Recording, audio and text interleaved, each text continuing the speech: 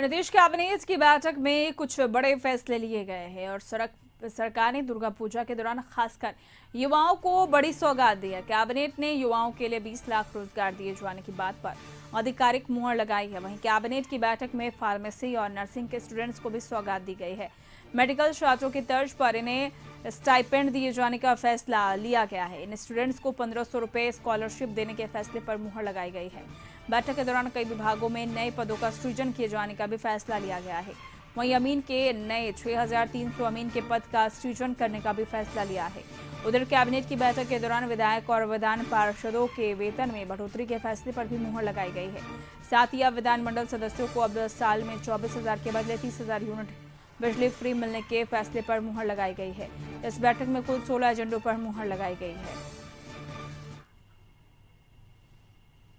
आज मंत्री परिषद की बैठक में 16 एजेंडाओं पे विचार किया गया और सभी पर निर्णय लिया गया। मत्स्य क्षेत्र, जहाँ पे हमारे जो फिशरीज का प्रोडक्शन है, उस क्षेत्र में बिहार राज्य जलाशय मत्स्य नीति 2022 का पर स्वीकृति दी गई। जानकारी होगा, बुद्ध समय दर्शन संग्रहालय स्मृति स्तूप है, आपको जानकारी होगा, ये वैशाली में ये बन रहा है। उसके लिए 27 पदों का सृजन आज किया गया। मंडल कारा अरवल एवं उप कारा पालीगंज में विभिन्न कोटि के मंडल कारा अरवल में 102 और उप कारा पालीगंज में 98, कुल 200 पद का सृजन किया गया। और अधिक जानकारी के लिए बात करेंगे, संपादक अशोक मिश्र जी हमारे साथ जुड़ चुके हैं।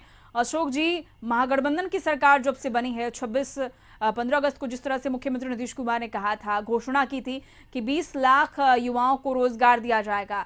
दुर्गा पूजा और दीपावली से पहले ही बड़ी सौगात दी है। 16 एजेंडों पर कैबिनेट की बैठक में जिस तरह से मुहर लगी है, क्या जिस तरह से मुख्यमंत्री ने वायदा किया था रोजगार देंगे, तो क्या अब जिस तरह से नए पदों का सृजन किया गया, ये माना जाए कि कुछ बड़ी सौगात मिलने वाली है?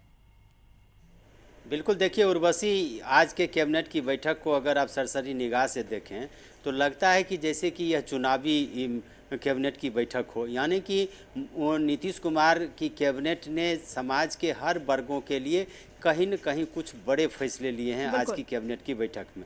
और 16 जो प्रमुख एजेंडे पर मुहर लगी है, उसमें सबसे बड़ी बात है कि सबसे पहले महागठबंधन की सरकार बनने के बाद नीतीश कुमार ने विधानसभा और विधान परिषद के सदस्यों की सबसे पहले सुधि ली है। यानी कि सबसे पहले अपने विधायकों और विधान पार्षदों को खुश करने के लिए नीतीश कुमार की कैबिनेट ने एक बड़ा फैसला लिया है।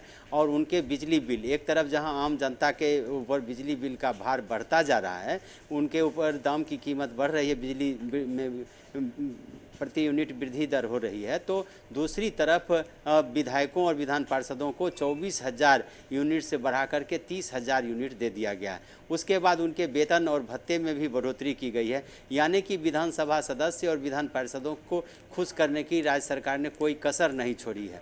इसके बाद अगर आप बात करें तो बेरोजगारों को रोजगार देने के मामले में आज कैबिनेट ने विधिवत 20 लाख लोगों को नौकरी और रोजगार देने पर सहमति जताई है और यह कैबिनेट ने इसकी स्वीकृति दे दी है। यानी कि जो नीतीश कुमार ने 15 अगस्त को कहा था गांधी मैदान में, पटना के ऐतिहासिक गांधी मैदान में जो घोषणा की थी, उस घोषणा पर आज मुहर लग गई है। इसके अलावा अगर बात करें तो चिकित्सा क्षेत्र के जो लोग हैं, उनके भी जो जूनियर डॉक्टर हैं, उनके भी स्टाइपेंड में वृद्धि की गई है।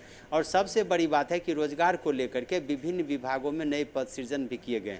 अब राज्य में 6300 के करीब अमीन बहाल होंगे। आप समझ लीजिए कि कितने बड़े व्यापक पैमाने पर अमीन की बहाली होगी। और पिछले दिनों जो अमीन का ट्रेनिंग ले चुके थे या जिन्होंने सर्टिफिकेट लिया था, वो सड़कों पर थे। इसके अलावे 500 से ज़्यादा कानूनगो बहाल किए जाएंगे। जो राज्य में सर्वे का काम चल रहा है, उसमें सबसे ज़्यादा ज़रूरत अमीन और कानूनगो की ही होती है, इसलिए उनकी बहाली की जाए। इसके अलावे विभिन्न विभागों में पद सृजित किए गए हैं। तो ऐसा देख करके लगता है कि जैसे सामने वाला सामने में चुनाव हो और सरकार कहीं न कहीं सभी वर्ग के लोगों को खुश करने की कोशिश कर रही है। लेकिन इतना ज़रूर है कि जिस तरह से आज के कैबिनेट ने महत्वपूर्ण फैसले लिए हैं, आने वाले दिनों में निश्चित रूप से इसका लाभ राज्य सरकार को, महागठबंधन को मिलेगा।